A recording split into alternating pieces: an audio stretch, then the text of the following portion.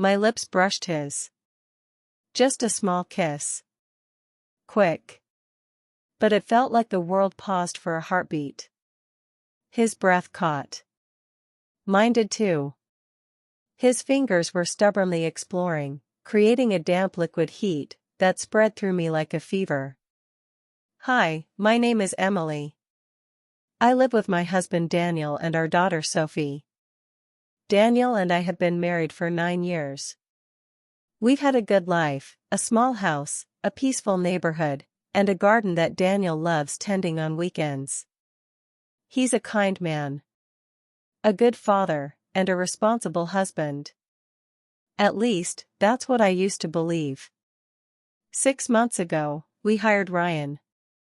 He worked part-time, helped around the house, fixed small things, moved the lawn, and sometimes played with Sophie when I was busy with work. Ryan was polite, quiet, and thoughtful. At first, he was just part of the background, someone who helped make our lives easier. But one evening, everything changed.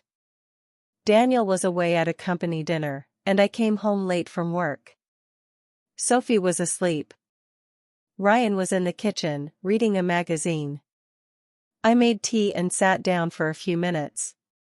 We talked about life, about how he missed his hometown. He said he moved here to start over after a bad breakup. I found myself listening more closely than I should have. That night, I laughed more than I had in weeks. When I went to bed, I couldn't stop thinking about our conversation. A few nights later, Daniel had to travel for a seminar. He would be gone for 3 days. The first night, after Sophie went to bed, I found Ryan fixing a cabinet door. We ended up talking again. I don't even remember how it happened. One moment we were standing close, the next, my lips brushed his. Just a small kiss. Quick.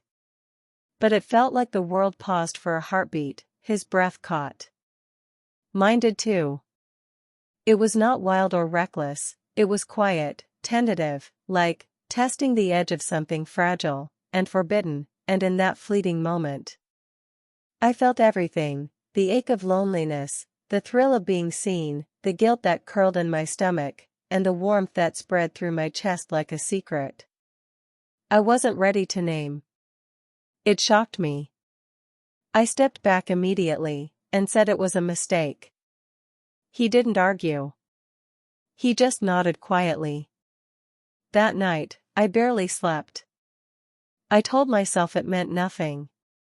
When Daniel was still away, it happened again. This time, there was no hesitation. The hallway was swallowed by a delicious dangerous gloom. His hands were not tender, they were firm, commanding, pulling me into the darkness. The touch was electric, the world narrowed to a rush of sensation. His fingers were stubbornly exploring, creating a damp liquid heat that spread through me like a fever. I wasn't shivering from cold, but from the thrill of complete, reckless surrender. His lips grazed my ear, whispering a desire that was raw and primitive. It wasn't love, it was the intoxicating danger of the forbidden, a deep sensual ache that only intensified the guilt I knew would follow. After some days, when Daniel returned, everything seemed normal. We had dinner together, laughed, played with Sophie, but inside, I was breaking. Every time I looked at him, saw the guilt between us like an invisible wall. Ryan still worked for us. He was careful. We didn't talk about what happened. We didn't need to. Our eyes said everything. Weeks passed. The guilt grew heavier. I thought about confessing but couldn't. Until one evening, when I found something, a message on Daniel's phone. It was from someone named Clara. The words were simple, "I miss you already." My hands trembled. At first, I was furious. Then I froze, because I realized I had no right to judge. We were both liars now, both unfaithful.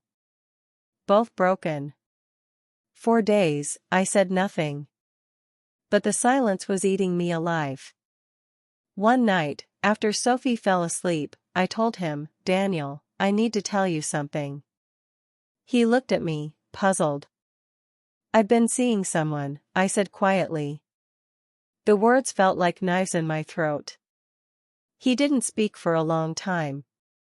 Then, to my shock, he whispered, "So have I."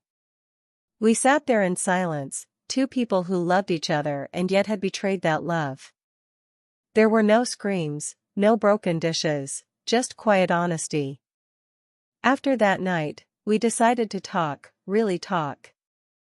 We admitted everything, how lonely we both had felt, how we had stopped noticing each other. We cried. We apologized. And we made a choice, to try again.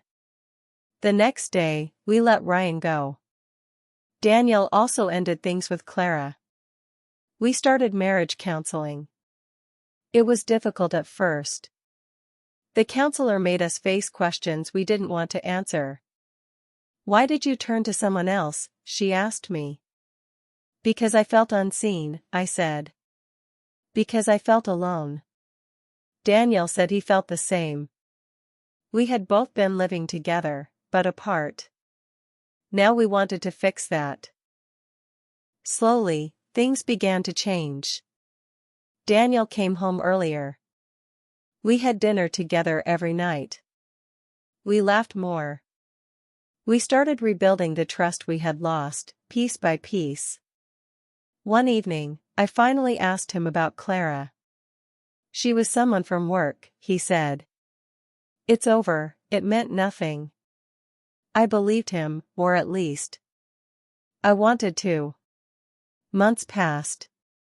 Sophie stopped asking about Ryan. Our home felt peaceful again, lighter, somehow. We weren't perfect, but we were honest. A year later, Daniel surprised me with a weekend getaway to the mountains. It was the first time we'd gone anywhere alone in years. We talked about everything, the past, the pain, the lessons.